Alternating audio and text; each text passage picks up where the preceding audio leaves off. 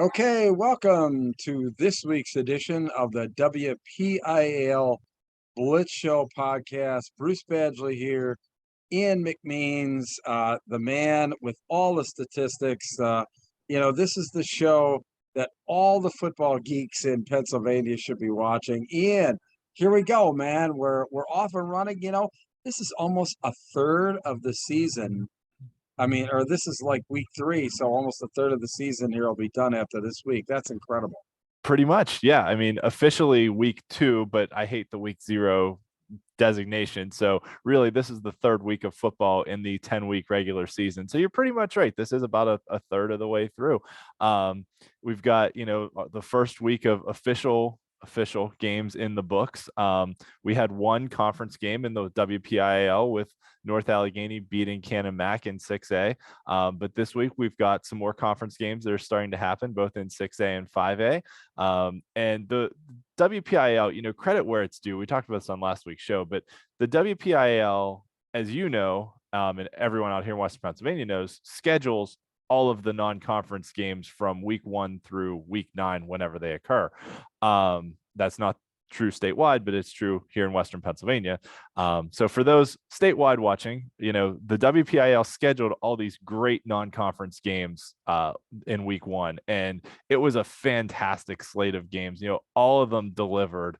Whether they were traditional rivalries, whether of, nearby schools that have kind of been split apart by the 6 classification alignment, that some of them moved up, some of them moved down, some of them just got split into different conferences, whether they were just, nearby schools that never really played each other. Looking through the schedule last week, I don't think anyone really had to travel much further than like 30 miles to get to a game. They were all pretty local games. A lot of them were traditional historic rivalries, and we wound up with a lot of close games too. That was the other thing they did, that even the games that weren't between necessarily historic rivals were games of teams that were about equal quality. So they, tried to even mixing teams across, like a really good 4A team playing a pretty good 5A team, things like that, or even a really good 4A team playing a really good 5A team, just to kind of see how everyone measured out. And we got some fantastic games this week. So it was really exciting to get the full season rolling, and, another good slate of games on tap for this week. So it's exciting. Yeah, it is exciting. And, for me too, I just love the fact that I scroll down through the scores and go back through and look at, you know, the previews on them and what actually then transpired. And I tell you what, it's fantastic for me for to have the opportunity to really get into the WPIL. Obviously, everybody knows I'm a District 3 guy, and I have my own opinions on, the WPIL and the good and the bad. And I don't live in the WPIL, so I don't have to make I don't have to brown nose the WPIL, so I speak my mind. But I always call it the way that I see it, and there's a lot of good things. And the WPAL doing the schedules there. I think that that's something that a lot of the districts really should take into account. And unfortunately, they just don't want to seem to do that. And really, like I said, credit where it's due, that up until 2020, the WPIAL basically assigned non-conference games based on like a computer formula. It wasn't even a formula. It was a scheduling grid basically that just filled in, and whoever had an open slot, that alphabetically matched up, because it filled the conferences top to bottom alphabetically. And so you wound up with games where, the alphabetically first team might be like Avella in one conference and then might have to play Clairton in another conference. And, that was when like Avella hadn't made the playoffs in like 30 years and Clairton had won 5 straight WPIAL titles. And it's like, this isn't fair at all. How are these teams getting matched up? Right. But they were just alphabetically first. So that's how it was. So the credit, like I said, credit where it's due. The WPIAL made a change in 2020 to how they scheduled their non-conference games. And apparently this year, I read an article, they actually sent out a survey to schools and said, okay, name 2 schools you'd like to play and 2 schools you don't want us to schedule you against, to try and even give schools some say in who they got to schedule. And then, the WPIAL kind of took that into account when they made the schedules as well. So, I was a big critic of how they did the schedules previously. I mean, you look back through a lot of old tweets of mine from the mid 2010s. What are you guys doing? Yeah, there was a lot of like, this makes no sense. I may have even said at one point in time that I didn't think they owned a map, because they put Burgettstown and Derry in the same conference, which like Burgettstown is almost in Ohio and Derry is like east of Latrobe, almost out to Ligonier. Wow.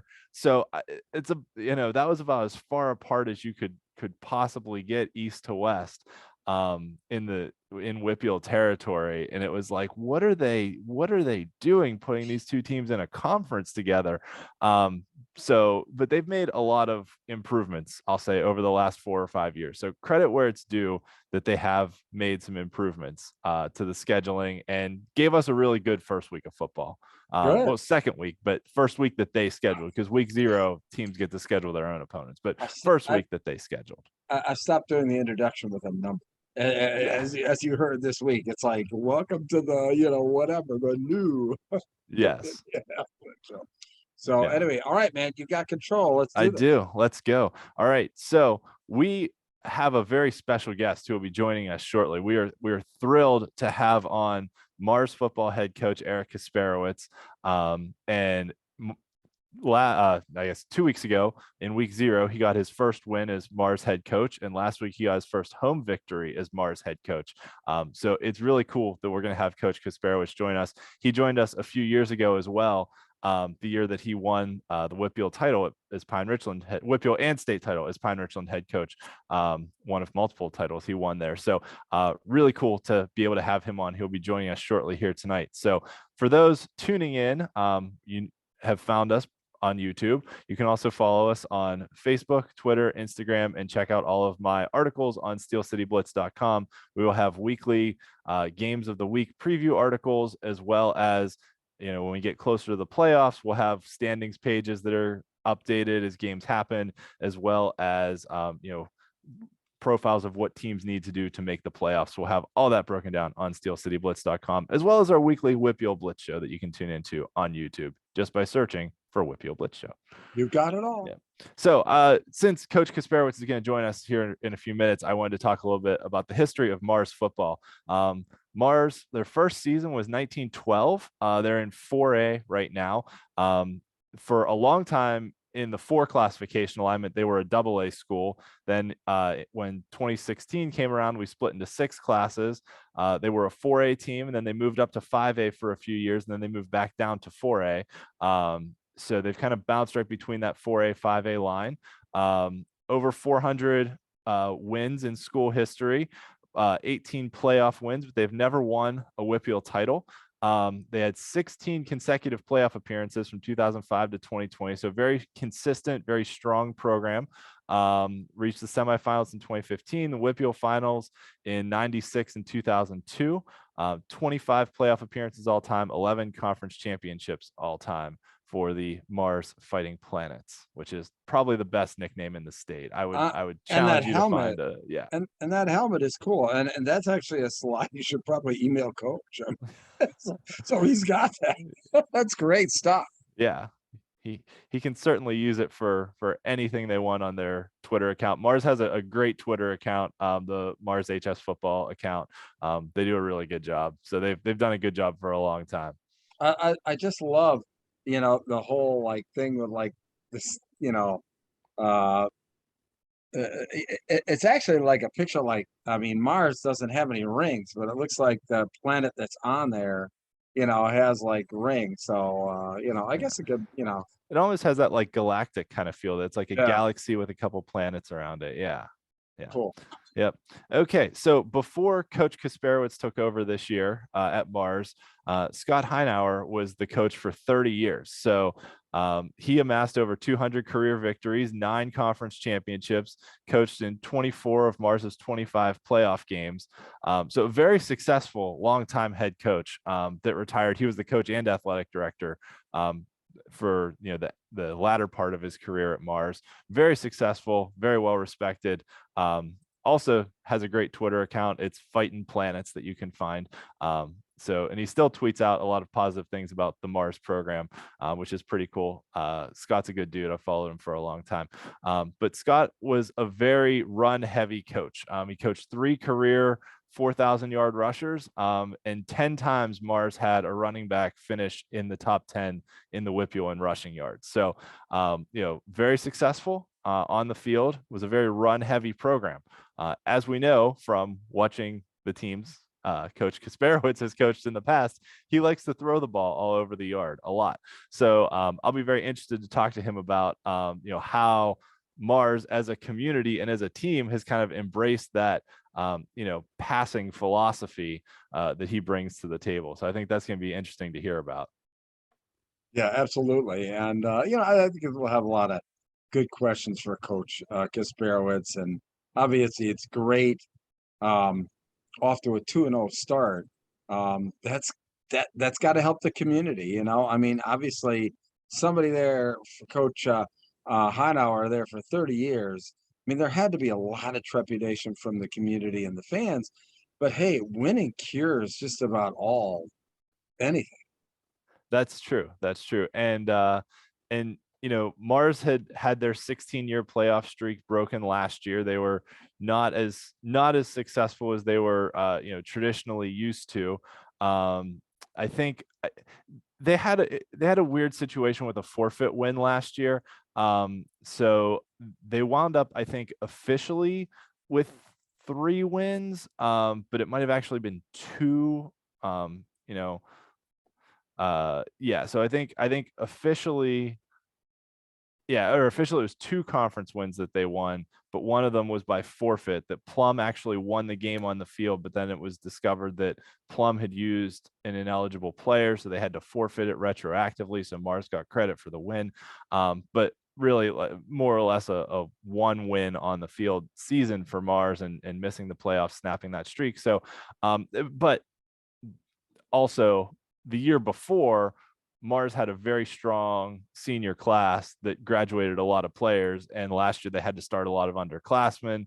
And anytime you have to do that, bring in, as we're seeing with Mount Lebanon this year, right? That, Mount Lebanon won the state title last year, but then graduated, 25 seniors from that team and has had to replace them. And they're off to an 0-2 start. Same with Moon, who went to the WPIAL championship game in 5A. They graduated like 23 seniors, and now they're off to an 0-2 start. And just, working in those new players when you have a strong senior class can be a challenge. And Mars went through that challenge last year, and Coach Hanauer decided to retire after the season, and now they have Coach Kasperowicz. So yeah, I think you're right that winning cures all ills, and the wins are significant. They beat Montour and Newcastle, who were both 4A playoff teams last year. So I think that's it's not like they're beating up on teams in a lower classification, Elwood City, or teams that are on long losing streaks. They're beating teams in their classification that made the playoffs last year.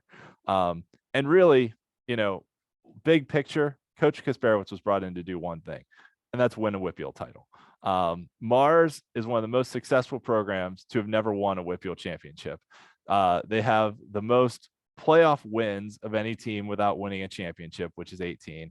They have the second most playoff games of any WPIAL school without winning a championship, and they have the third most runner-up finishes without winning a championship. And if there's one thing that we know Coach Kasperowicz knows how to do, it's win championships. He's won multiple WPIAL titles. He's won multiple state titles. He knows how to win championships. So that is really, I think, if I had to guess, and we can, kind of ask him, but if I had to guess the thinking behind, bringing in a big name who knows how to win championships, it's to get over this hump. Before last season, Penn Trafford was on the top of pretty much all of these lists. And we saw Penn Trafford not only win their first WPIAL title in school history, but go on to win their first state title ever as well. So Coach Kasperowicz knows how to do both of those things. He's done them before. He's built successful programs before too. When he took over the Pine Richland program, they'd been struggling in the couple years prior to him taking over there, and he turned them into champions quite quickly. So we know he knows how to do it. I'm very interested to see, once we talk to him, kind of how the community has embraced his philosophy of more of a pass heavy offense than a run heavy one. Yeah, it is going to be interesting, and I've got obviously, a couple other questions for, coach as well. But I think the community aspect of everything too is, how that's going. I mean, it isn't just anything regardless of your pedigree, you still have to win over the hearts and minds of a community. And so, how is he going about doing that? Is going to be one of the questions I'd like to ask. Yeah, definitely. And one of the interesting things I think from the last time we talked to him was that he talked about how his offensive philosophy, he likes to get it instilled from, the middle school level on up, that from sixth grade on up, he likes to make sure that those kids are being taught to throw the ball down the field.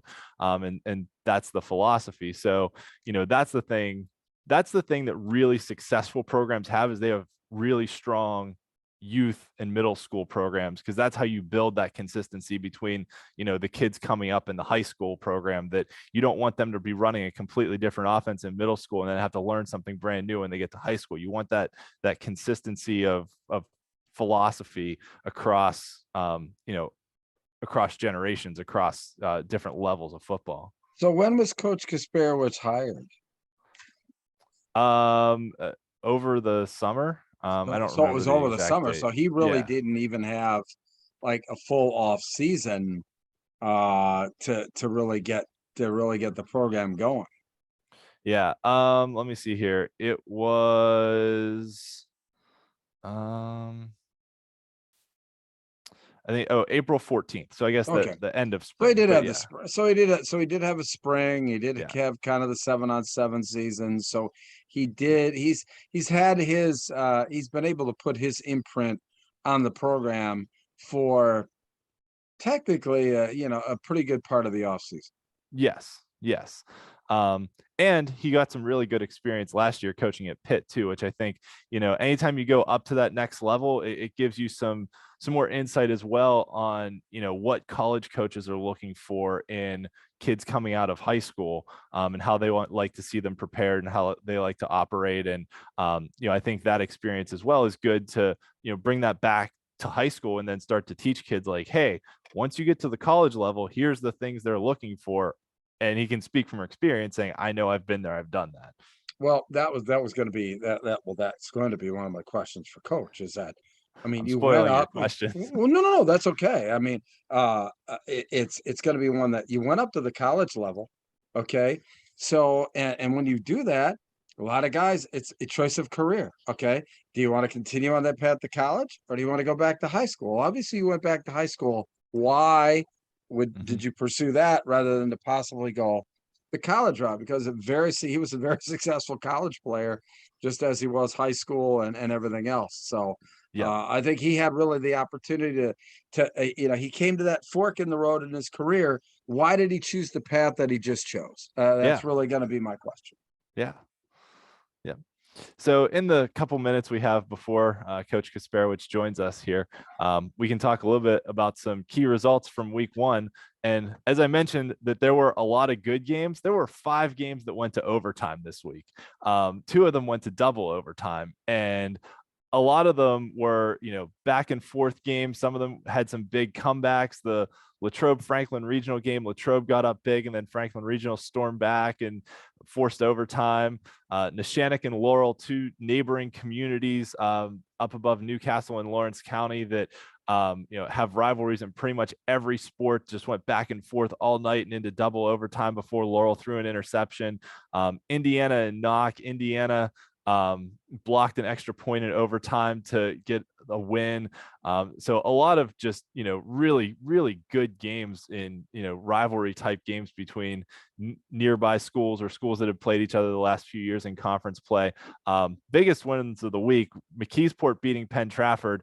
That's obviously significant with Penn Trafford being the defending 5A state champions. And McKeesport, as we've talked about, is a really strong 4A program, but that kind of asserts themselves as, hey, we're not only a really strong 4A program, but like we can hang with the best of the bunch. Yep. Steel Valley beating Stowe Rocks. This is kind of my I told you so moment that, I think Stowe Rocks, they were my pick to be WPIAL champions. And I think they they have probably the best chance to do it by the end of the year. But I said on our season preview show that Steel Valley was getting slept on, that they had a really good offensive line and a good, strong quarterback in Cruz Brookins who can just run the ball. And he ran the ball for 4 touchdowns right behind that offensive line of Stowe Okay, Rocks. Eric's here. Oh, awesome. All right, we will bring him in.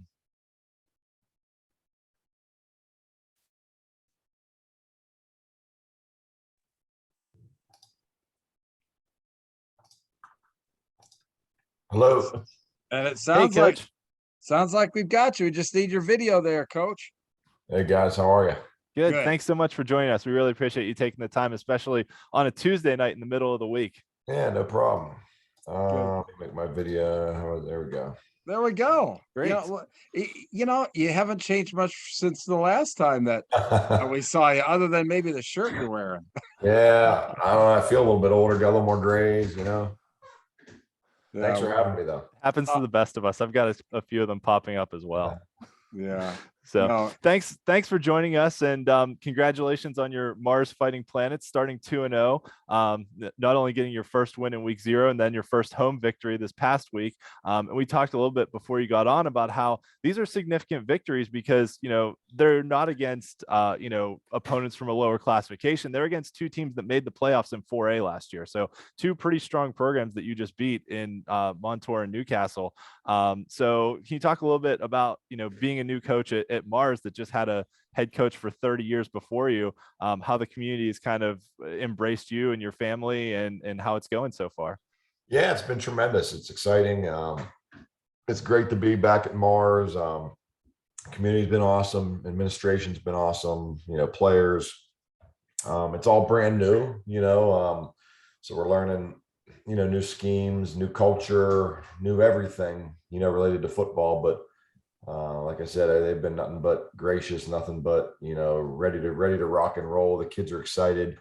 Yeah, and then we got a long way to go, but really have been improving each week. So I'm excited.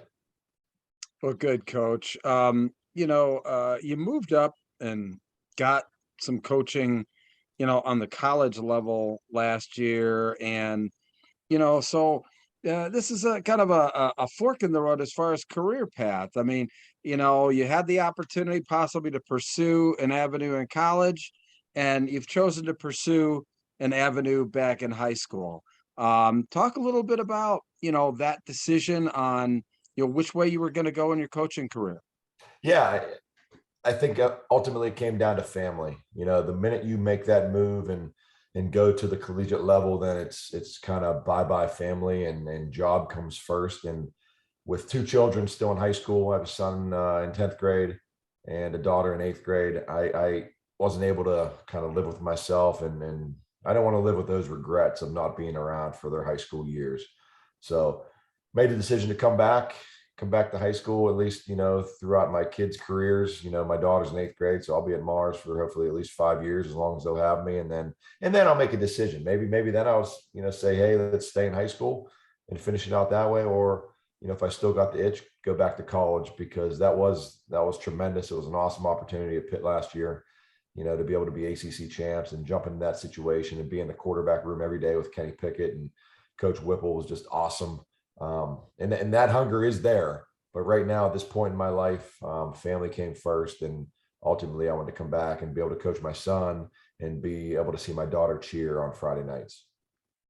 Great. That's great. That's really cool that you can have that connection. So Mars traditionally had been a very run heavy offense. I think in Coach Heinauer's 30-year career, I think that 10 times they had someone finish in the top 10 in rushing in the WPIAL. And your offensive philosophy has always been very pass heavy. I remember the last time we interviewed you a few years ago, you said, from 6th grade on, we teach them, we want them to throw the ball down the field. We want to attack them vertically. So how is the Mars community that's been a run heavy approach for so long embraced the passing game? Well, I think they're definitely excited about it. I think the kids are excited about it. The community is definitely excited about it. But it is different. It's new. So for the kids, the past 8-10 years of their lives, they're used to lining up down in a 3-point stance, really tight together, coming off blocking. Receivers never ran a route. I mean, they might have run routes, but you get what I mean. And they didn't do it often, and let alone at the lower levels or even the high school level, they might throw 5-6 times a game. So it's all new. And so that's all new skills, things we took for granted. At Pine, those 8-10 years we were there and had all that success.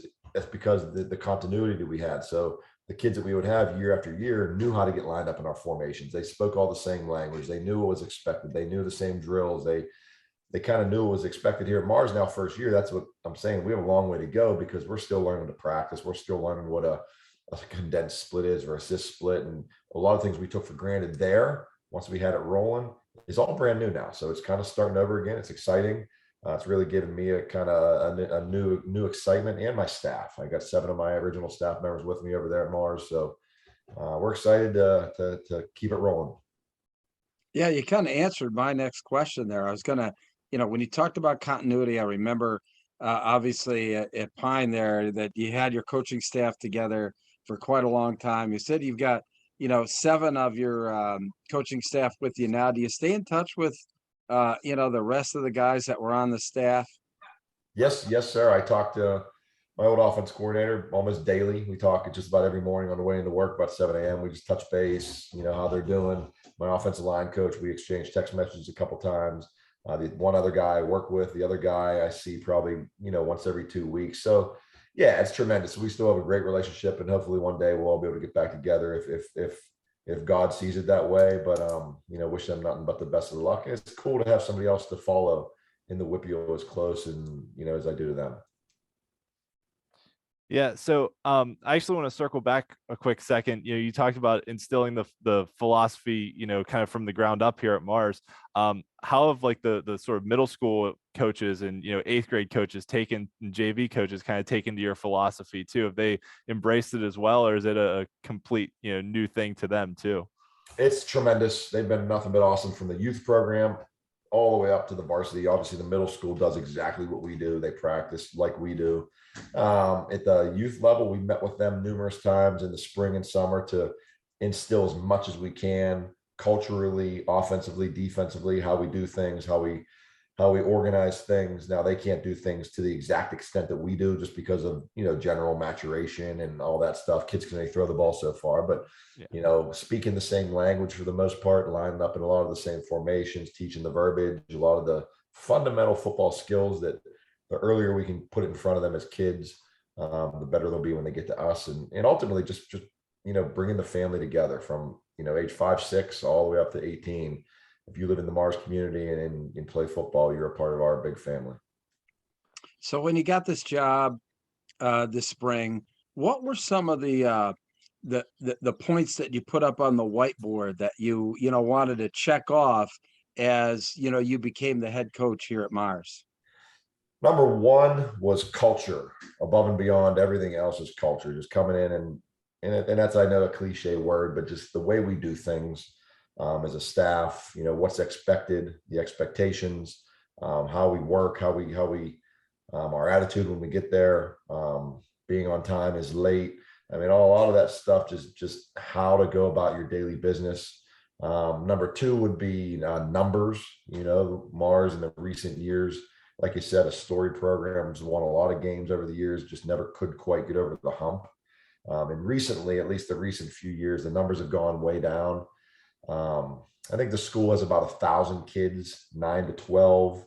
That puts it about 250 graduating class. So, you could do the math. That's right around the middle of 4A, but we have 81 kids out, 9 to 12, which is up about 31 kids, I think, from last year's team. So that was our number 2 goal, was just getting the numbers out, getting kids out. They won states in lacrosse, right? So I went out and sought out a lot of the lacrosse players, or at least tried to get them out, invited them out. They win in soccer. They win in all the sports. Just football recently has been down. So the more numbers we get out, the more kids we get excited for the sport, I think the better off we'll be in the long run. It might not take, 1 year, 2 years, but hopefully by the 3rd year, we'll be up and rolling. Well, that's fantastic. One last question there, Ian. Yeah. So I have 4 boys, so I'm just curious, what's it like to coach your son? It's tremendous above all else. but it's very taxing. It's very stressful. But, that's the reason I came back, to be able to spend time with him. We've spent the past 8 years. He's been on the sideline as a water boy, playing youth, working his way up. I'd be lying to you if I wasn't excited about it. We've been 2 games under our belt right now, and I try to stay far away. I call the defense. He's playing quarterback, so I don't deal with him on a per play basis. But in between series, give him a pat on the back, give him a little, some few choice words, good or bad or constructive, whatever it is. Yeah, but then, once we get in the car and head home, it's dad. I try to leave that all at the field, and I coach him harder than anybody else, and he knows that. So the expectations are there, and but he's been tremendous. And again, only a sophomore, got a long way to go, but he's off to a good start. That's awesome. That's really cool that you get to have that, being able to coach your son. I know anytime I've coached my kids, even in kindergarten soccer or whatever it was, it was always just a lot of fun. Yeah. That's something that, even heck, last year standing on the sideline of the Peach Bowl, tremendous, awesome opportunity. Loved every minute of it. But as I sat there and thought, would I rather be doing this, being able to spend a Friday night with my son that you'll never, ever get back in your life? It was a pretty easy decision for me. And, like I said, if it's in the cards, whenever, my time at Mars passes, I think those opportunities will always be there. And, if I see fit, we'll make the jump then. Yeah. So since you mentioned your time at Pitt, was there any, any big takeaways from that time that you've brought back with you that's kind of, changed your approach to the high school game? Yeah, I think a lot of it was just more confirmation of what we do, what we've done already that was good. Obviously Coach Narduzzi does a tremendous job. University of Pittsburgh is one of the elite programs in the country. The attention to detail that they spend on things, the amount of support they have on so many different facets of not even just football, just program wide, from nutrition to recruiting to offense, defense, to how the kids sleep and spend their time in recovery. And there's so many different angles that you wouldn't even, think fathomable at this level.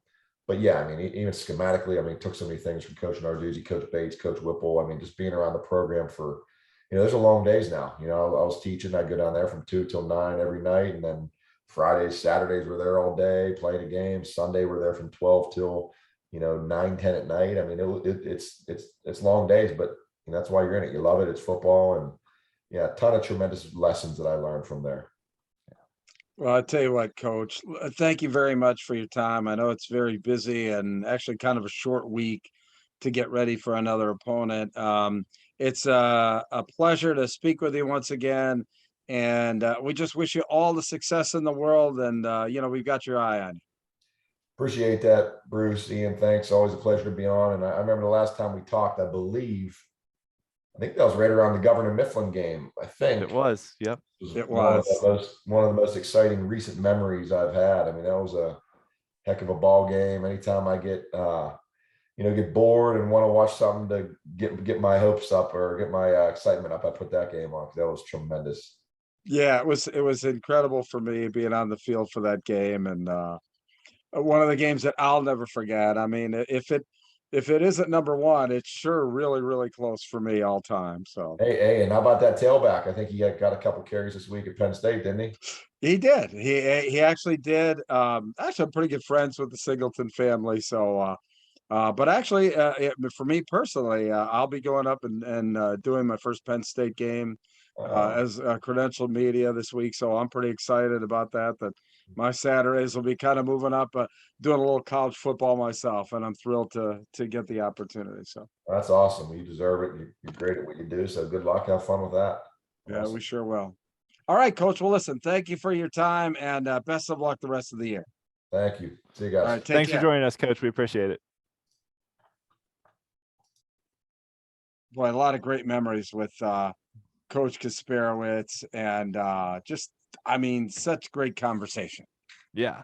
It was really cool to hear, kind of how he brought his program in and, sort of met with all the coaches at all the different levels of football in the Mars community. And that's not necessarily the easiest thing to do at Mars. So I'm from here. I know you're not from here. But Mars is kind of like east of Cranberry. So it's a developing area, but it's still very rural. And, for years it was, Mars ran the ball because they had, these big farm boy offensive linemen that they could throw out there and just plow the way. And would find some speedy kid to run the ball, and had a lot of success with it. But I think it's interesting, that when you talk about just how school districts are laid out, right? When you have a more urban community, it's easier to get people together because everyone lives close and sort of within walking distance or a short drive. But, when you have Mars that spans multiple townships that are each, 25, 30, 40 square miles, like you're talking about a big geographic area that you're pulling kids from to try and even, like he said, with the numbers, like it can be difficult just to get them into the weight room over the summer to practice. So it's much more of a commitment in those areas from the players and from their families. I mean, you think about the kids that don't drive, right? The freshmen, the sophomores, even some of the juniors that don't have their license yet. Like it's a lot of a summertime commitment now to be a part of the football team. So to hear how much the numbers have increased is tremendous as well. Yeah, I mean, understanding now why the numbers, kind of dwindle, it's because of just what you said. I think that, and it's not only true with Mars, but I mean that's a genuine problem throughout the state of Pennsylvania. There are, certain, I mean, Mifflin County, it's the whole county. Okay, there's one high school in the entire county, and they've got to draw. And to your point, I mean, they've got to be, somewhat conciliatory to these families or whatever, but yet, still have to put some sort of kind of discipline to make sure that, everybody's at practice. And the same time, he talked about the fact if you're on time, you're late. I mean, so you're driving 25, 30 minutes to practice, and then if the kid doesn't drive. And so, I think that that's a great testament to what, coach means, and he carries so much weight. I mean, the game of football is a much better place in Pennsylvania with Eric Kasperowicz Oh, absolutely. Yeah. as a coach in this state. Yeah. Oh, without a doubt. Yeah. And when I was in high school, we played at Mars a couple times, or we played there once. And that was the one year that they had a kid run for over 2,000 yards. And I remember it just like, they just ran the ball all over us. It was not a good night at Mars, but Mars has always been one of those like quintessential Western Pennsylvania high school football experiences that I've seen some other games played there too. And, you go out there, you park in a field, you got to walk a ways to get to the stadium. It's kind of just all out there in the countryside. It's wonderful. It's a beautiful stadium. It's a great experience. But and that's the other thing too, is those stadiums where everyone has to drive to get there and that you can't walk to, that aren't in the middle of neighborhoods. Like, it's more of a commitment to even get to the games, to have the crowds show up. So I think, like he talked about, the crowds being tremendous at the first home game, really reinvigorating a program that essentially won one game last year. So it's really exciting to see. And like I said, best wishes to the Mars program as well, because they've been right on the cusp for a long time, that they've been, like we said, they've been close. They've had a lot of good teams, but haven't been able to get over that hump. Well, hopefully, we'll be the start, get on the ground floor of the feel good story in Pennsylvania high school football this year, the Mars Planet. So, yeah. All right. Well, let's get back into it. Yeah. So we were talking about the week 1 results. We talked about McKeesport beating Penn Trafford. Was talking a little bit about Steel Valley and their win over Stowe Rocks. That game went back and forth, and Steel Valley scored a game-winning rushing touchdown with about 2 minutes left, and then their defense held Stowe Rocks' offense in check. So, if you go back to our preview show, and I said that, the Penn Live people were sleeping on Steel Valley by not ranking them at all, that they should have been ranked. Well, they just went out and beat Stowe Rocks, who was my favorite to win the WPIAL title. And I still think, if I still had to pick, I would pick Stowe Rocks if they played again. But this is one of those things, right, where it's like credit to the WPIAL for scheduling the teams that were the number 1 and number 2 seed in the 2A playoffs last year for a week 1 game. Like, that's awesome. That's great. We didn't get to see them play in the playoffs last year, but we got to see them play here. Ocean Rochester, rematch of a semifinal last year in the playoffs. Osh coming out on top in a low scoring defensive game. The big upset of the week was Shaler over Hampton. So Hampton, if you'll recall, won their conference title in 4A last year. Shaler is a 5A team that had been kind of down in the dumps and struggled, and their neighboring communities on Route 8 up in the North Hills. And Hampton was cruising in this game. They were up like 21-0. It was 24-7 late in the fourth quarter, and then Shaler scored 3 touchdowns in the last 4 minutes of the game to come back and win. So that was quite the result for the Shaler Titans. Some other noteworthy games: Gateway topping Woodland Hills in what was the 5A game of the week. Gateway off to a very good 2-0 start with wins over Mount Lebanon and Woodland Hills. Peters Township beating Seneca Valley. Seneca I still think is one of the best 6A teams, but Peters was a team that wasn't really sure because they lost a couple of their skill players to graduation. They had a running back who was returning, in Richie Woods, but wasn't really sure how they were going to go. But they've found a quarterback, a receiver, and they should be right back in the mix as well. Aliquippa and Armstrong. I mean, Aliquippa, defending 4A state champs, went up to Armstrong, who made the playoffs last year. Armstrong got their first playoff victory, I'll say, in school history, but like Armstrong's the result of a merger that happened in 2015. So really like first playoff victory since 2015.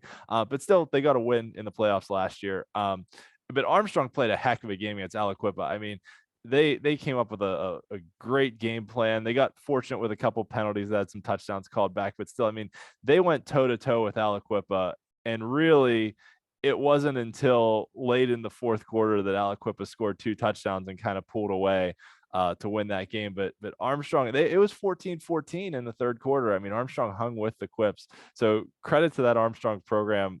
They've got a great quarterback in Caden Olson, who's really, really good. And then Belle Vernon beating Laurel Highlands in a matchup of 2 schools that have had a pretty good budding rivalry over the last decade or so in both football and basketball.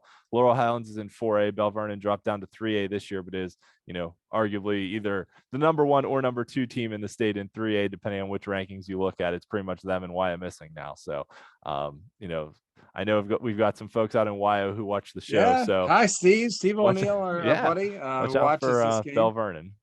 Well, listen, if I wasn't impressed with Gateway before this week, I am now. Pitching a shutout on Woodland Hills. That's a really good Woodland Hills, very good offensive team. Gateway with that offense, coupled with looks to be a pretty solid defense. Wow, just solidified the fact that I really like Gateway a lot. Yeah. So next up is our Brute Athletic Player of the Week award. And this, yes. And I'll let you show that off a little bit. So this week's Brute Athletic Player of the Week, it was a tough choice. We had one kid in the WPIAL who scored 6 touchdowns this week. We had another one, a lot of people who scored 4. But this week's Player of the Week was somebody who put out a fantastic performance against an incredibly tough opponent. And that is Bobby Boyd from McKeesport. Wow. In their win over Penn Trafford.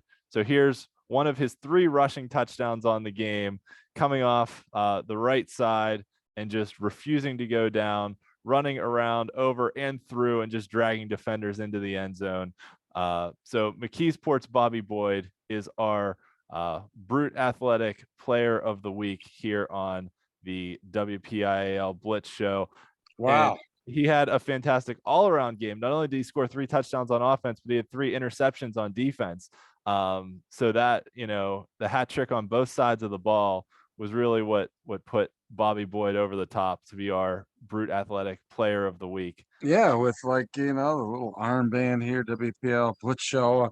So I'm modeling the shirt that Bobby will be getting. And just to let everybody know, on the eastern side, the player of the Brute Athletic Player of the Week was Samaj Jones, quarterback for St. Joe Prep. I think it's for all the guys that are paying attention to this show, should do some reciprocation. I mean, start taking a look at who on the eastern side might be who you're going to butt heads with in the playoffs down the road. And boy, I tell you what, he was 11 of 13 for 420 yards and 7 touchdowns.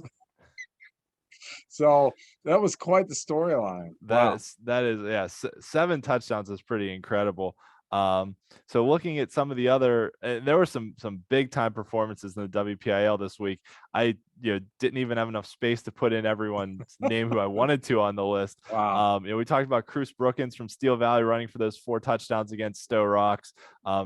Tyke Hayes from Aliquippa, 4 touchdowns in their win over Armstrong. Brett Fitzsimmons for Central Valley, 209 yards and 4 touchdowns in their win over a good Avonworth team. And that's the other thing. Like the top 4 on this list all played against really tough opponents too. And that's really what separated, what made it hard, right? Because McKeesport beat Penn Trafford, Steel Valley beat Stowe Rocks, Aliquippa beat Armstrong, who was a playoff team. Central Valley beat Avonworth, who was well, these are all very competitive games. Yeah. I mean, it wasn't like they were playing, Little Sisters of the Poor and running over. Right. Which Landon Stevenson from Mapletown was one of my picks this year to win the WPIAL rushing title. He went over 4,000 career rushing yards. He's had a great career down in Mapletown, which is a little small 1A school in the corner of Greene County. It's a great story. He ran for 6 touchdowns on, I think, like 10 carries. But he was clearly the best player on the field against an overmatched opponent in that game. But credit to him. He's a really good player. And it'd be cool to see him get his name out there a little bit more. Maybe get a couple college offers too. Robert Fulton from Latrobe, 2nd week in a row that he's run for 4 touchdowns and found his name on the list. He scored the game-winning touchdown in overtime in their win over Franklin Regional. And then David Davis, a freshman from Amani Christian, ran for 261 yards, 3 touchdowns, and a fumble return touchdown. Hello. Yeah, and the ones that didn't make the list, Elijah Ward from Sarah Catholic had 5 total touchdowns, 3 passing touchdowns, 1 rushing touchdown, and 1 receiving touchdown all across the board. And then this one might be the most incredible stat of the week. The quarterback for Western Beaver on Saturday afternoon, Xander Lefebvre, he was 4 for 11 passing. So he had 4 completions. All 4 went to Dorian McGee, and all 4 were for touchdowns. So wide receiver Dorian McGee had 4 catches for 191 yards and 4 touchdowns, which were all the completions that happened in the game. But all 4 going for touchdowns was yes, pretty he should have been incredible. double covered. I mean. Yeah. So our recruiting update, David Davis, who I just mentioned from Amani Christian, picked up a Penn State offer. So that was a pretty cool thing. Freshman coming out and running for 261 yards, 3 touchdowns, and he got a Penn State, a freshman got a Penn State offer. Yeah. Wow. Yeah. Yep.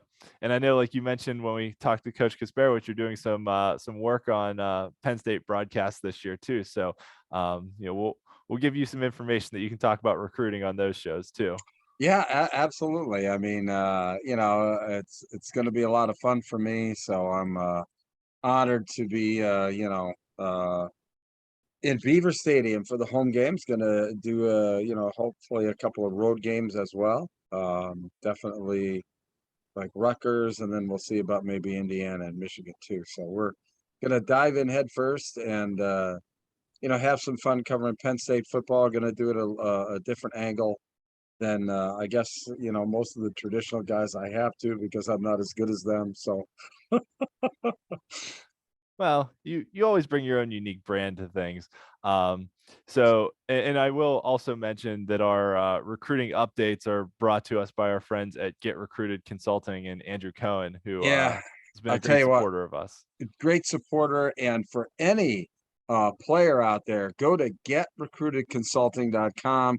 You can get a free film evaluation personally by Andrew. You submit the film, they'll do an evaluation, they'll give you and your parents a phone call and talk frankly about, what the opportunities are for you moving forward. And the great part about Andrew and the way that he does things, he does it on a personal level, on a relationship level.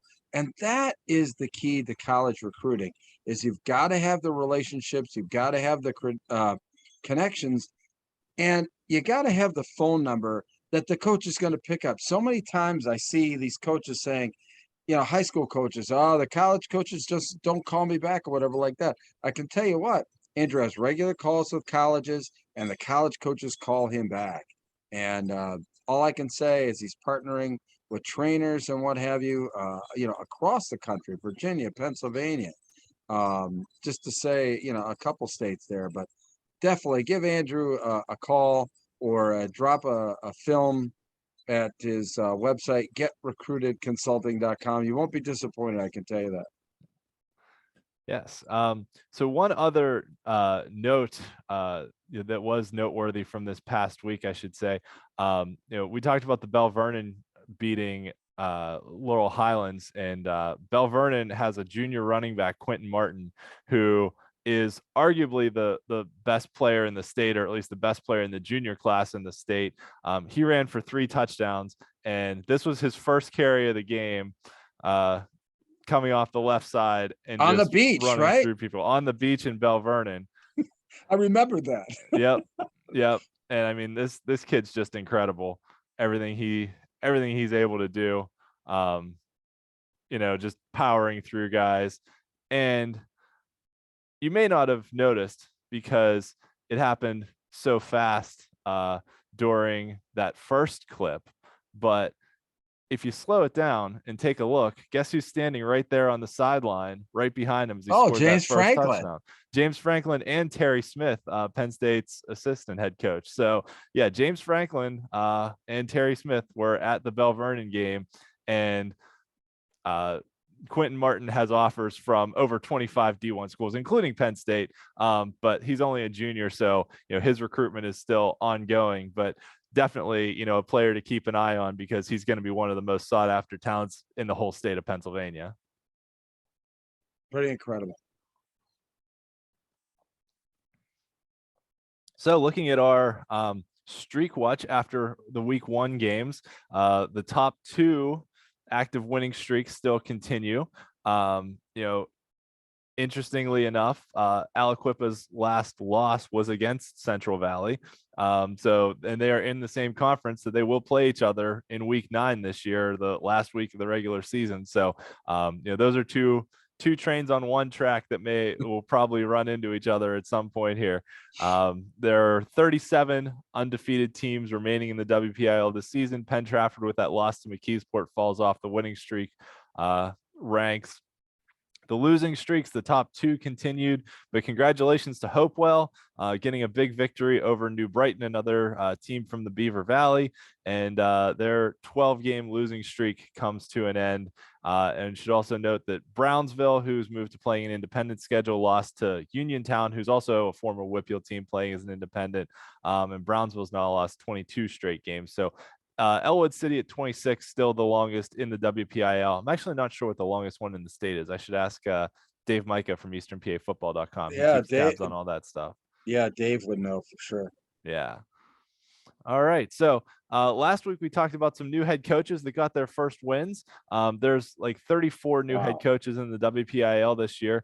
So another handful getting their first victories at their schools this week.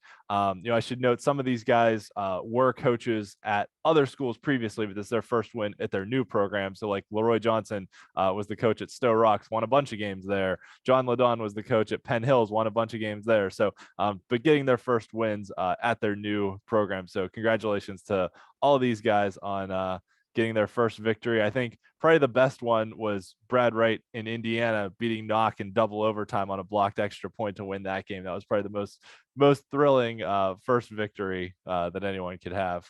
May I ask you a question here? Yes. You mentioned, I mean, to me anyway, that it seems exorbitant that, and I know that how many WPIAL teams are there? 117, 120, depending on how many if you count the independents. Yeah. 34 seems to be an exorbitant amount of it's a coaching lot that changed in the last year. So, I mean, what would you attribute the high turnover rate in the WPIAL? Is it because of performance? Is it because of stress? I mean, what would you attribute it to?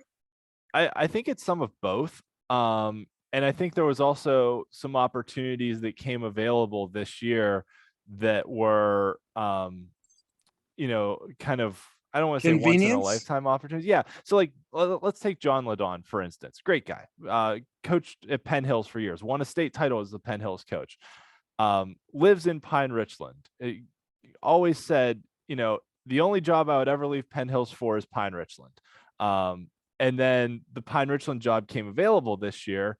And so, that's one of those things where it's like he lives there. It's closer to home for him, and he was kind of like, okay, well, I'll throw my hat in the ring. We'll see what happens. And then John gets the Pine Richland jobs, then the Penn Hills job becomes open. So, that was kind of one of those cascading effect things that, one opening created an additional opening because of who got the job.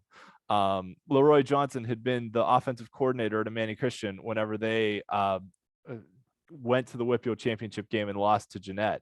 Had a very successful time at Stowe Rocks. The Amani job came open. He took that job, so someone else took the Stowe Rocks job. So that was another one of those cascading things. But I think just a couple. So the domino effect is what probably created as many openings as anything, is what you're saying. Some of them, yeah. I mean, some of them were definitely performance based. That schools were struggling and thought a change of coach was the right thing to do. And I think that's happened more frequently in recent years, that you've seen, one bad year can doom a good coach. That, school districts have this, perception of how they think their school should perform. And if they don't necessarily perform at that level, then automatically it's the coach's fault. Sometimes it's things beyond their control. Sometimes it's things within their control. Sometimes the program needs a change of philosophy. Sometimes sometimes there's internal politics and disagreements between, people on the school board and the football program. And there can be any number of really? reasons. Yeah. I mean, a coach can be dismissed because of that? Oh, absolutely. Yes. I mean, that's without a doubt. Yes. Okay.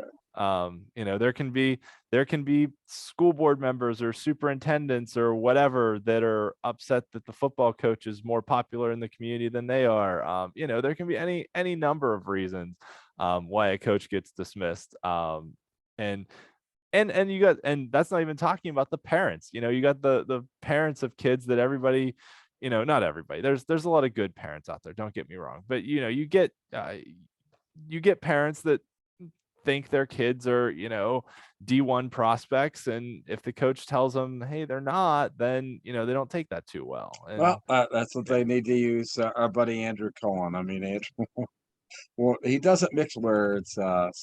Anyway. Yeah. All right. But yeah, it is. The article I read in the Post-Gazette, they didn't track like the number of new head coaches over time forever, but they said it's the most they've ever seen. Okay. I like I said, it just seemed an exorbitant number for me. And I had not, that's the first time I heard the number, and it just it jumped off at me. That's for sure. Yeah. Well, and I think too that, you see this at all levels in college, in the NFL, things like that, that the old guard of head coaches with the newer generations of players that are more involved in social media, with all this other things that the old guard of coaches never dealt with in their lives. It can be a challenge that there's all these new things they have to learn and monitor and all that other stuff, that it's too different. much. That we're all so connected these days that sometimes that's a detriment. And the criticism comes right at you with that stuff, right? You open your Twitter page after a game, you're going to see the positive and the negative of all Facebook of it. is even worse. I mean, oh my. Yeah, exactly. Yep. All right. So moving on to week 2, which is coming up. We have a conference game in 6A. We have a couple conference games happening in 5A, and then non-conference games for all the rest of the WPIAL. Next week, we'll start to get into conference play in more conferences across the WPIAL, top to bottom. And then by week 5, we'll have conference play for all teams. So we are getting into the thick of it here. And conference record is the sole determining factor in which teams make the playoffs. So as we mentioned in week 1, there was only one conference game. It was North Allegheny beating Canon Mac in 6A, but we'll have a couple more this week. So the two big ones that jump off the page, Canon-Mac and Seneca Valley in 6A. That's a big game just because there's only 5 teams in 6A. So you're only going to play 4 conference games. So everyone matters, towards making the playoffs. It's almost like the playoff game. I mean, literally. Yeah. And then, I guess what we can call the John Ladon Bowl, Pine Richland taking on Penn Hills, and John's former gig at Penn Hills and his current one at Pine Richland. And that those two teams are both in the Northeast Conference with Woodland Hills in 5A. And then, the one caveat there is, as we talked about in our season preview show, only 8 teams in 5A are going to make the playoffs this year because, the WPIAL champion got moved back in the state bracket to come in the quarterfinals rather than the semifinals. So that makes a big difference. And that's going to be a big game with playoff implications in 5A as well. A good non-conference matchup between Woodland Hills and Penn Trafford. Last week when we talked to Woodland Hills head coach, he talked a lot about, how he misses some of those old rivalries. And he specifically mentioned like McKeesport and Penn Trafford as schools that, they used to play a lot. They used to be in a conference with, and Gateway too, that, they got to play Gateway last week, getting to play Penn Trafford this week. So should be a good one. Aliquippa taking on North Catholic in a matchup of 2 4A teams that, Aliquippa obviously has state title aspirations. North Catholic was very successful in 3A, but moved up to 4A this year. This will be North's first 4A opponent they've played, and they get the defending state champions. So, should be a good measuring stick for North Catholic to see, just where they stack up against the 4A, the best 4A team. Sure. Belle Vernon, coming off that win over Laurel Highlands, takes on McKeesport in a interclassification match. McKeesport a 4A team, Belle Vernon a 3A team. But this is another fantastic matchup of 2 of the top teams in their classifications. And weren't they in the same conference last year? Or no? They were. Yep, they were in the same conference last year. See? Yes. Yep. Yeah, that's a great memory. Stowe Rocks and Avonworth. A solid, good 3A program in Avonworth taking on a good 2A program in Stowe Rocks. Washington and Sarah Catholic, 2 very strong 2A programs. Mohawk and Laurel made the list and is noteworthy because Mohawk had been the one that was under investigation for the hazing incident that happened, and they just decided this week to resume football activities. So they they had a school board meeting tonight, I know, but they did vote to resume football activities this week. So they're going to be back on the field and playing again. So it is noteworthy, being their first game since the allegations of hazing. And we just kind of have to hope for the best for the community and for those that were victims of the hazing incident that happened. Just hopefully they everything works out okay for those people. It's a traumatic thing to go through. So hopefully those responsible will be held responsible. Absolutely. And this Clairton Olsh, I think I'm surprised that you didn't have that up at the top, like in bold, because to me that's well. So I will say I organized these by largest classification through smallest. So Clairton and Olsh being 1A schools are at the bottom. Also, I typically do the Friday games first and then the Saturday games. So since that's a Saturday game, it's also at the bottom that way. But you're right. Olsh upset Clairton in the quarterfinals of the playoffs last year. Clairton started the season 0-2 so far with a loss to a really good Westinghouse team that, we talked about that last week. Like, is Clairton in trouble? But then Westinghouse went out and beat Steel High out from your area. And I think we're all believers in Westinghouse at this point, even though the Penn Live guys haven't even given Westinghouse an honorable mention in their state rankings yet.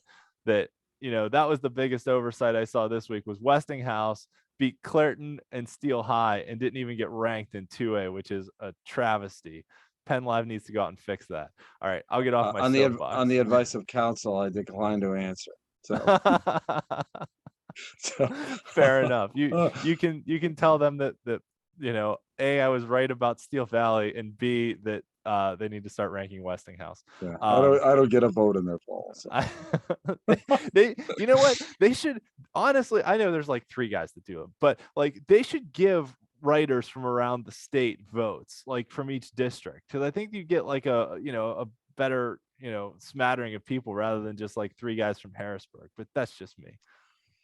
I'm not campaigning for a vote myself. There are people that know more than I do about everything. That's absolutely correct. I mean, they do an incredible job, and not only there, but in putting together all the thankless and huge task of putting together the all-state teams. Yeah. But anyway, so yeah, well, I'm sure they'll come around. Yeah.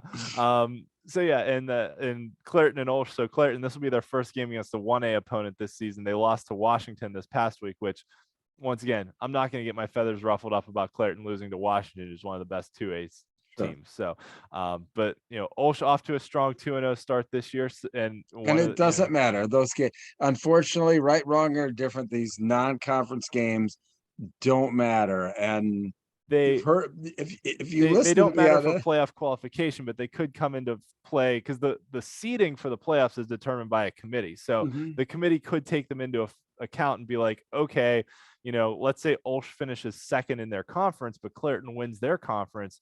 It might be like, well, Ulsh beat them head to head, so we're going to seed Ulsh above Clairton, even though Clairton was a conference champion. So it could come into play for things like that, especially if there's bye weeks involved. So it could, but not in the typical fashion of wins and losses accumulating into a power ranking, which most of the districts utilize to create their seeding for the postseason. Correct. Yes. Yep. Yeah, that is correct.